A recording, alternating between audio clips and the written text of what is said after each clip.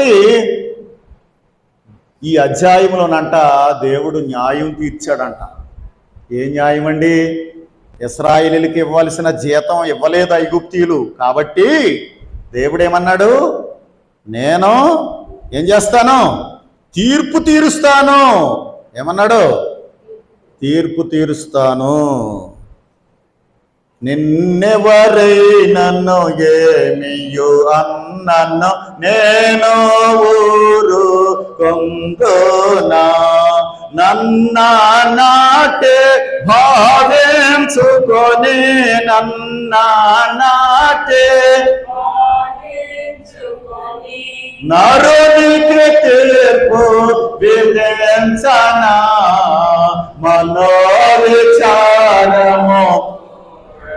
నీకు మహిమ తలంపులు కావలెను.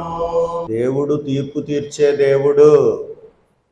రోజునంట బెల్షస్సరు ఇశ్రాయేల్ దేశం మీదకి వెళ్ళి యుద్ధానికి అక్కడి నుండి ఏం తెచ్చాడంట? దేవుని మందిరంలో ఉన్న పాత్రలు తెచ్చాడంట. పాత్రలు తెచ్చి ఒక రోజునంట వైన్ తాగటానికి దేవుని మందిరంలో ఉన్న పాత్రలు తెమ్మన్నాడంట. ఆ పాత్రల్లో వైన్ వేసుకుని తాగుతున్నాడంట. గోడ మీద చెయ్యి కనపడుతుందంట. ఏం కనపడుతుందండి? గోడ మీద చెయ్యి కనపడుతుంది. రాస్తుందంట రాత.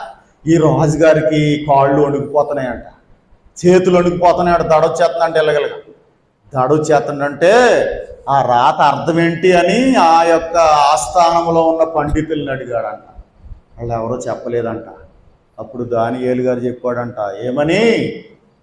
దాని అర్థం ఏంటంటే మెనే మెనే టెకెల్ ఫార్సిన్ అన్నాడంట.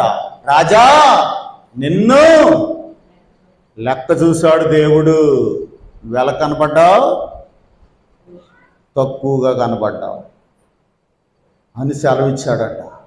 దేవుని బిడ్డలారా, జాగ్రత్త. దేవుడు లెక్క చూస్తాడు. చూస్తాడా? చూడ్డా?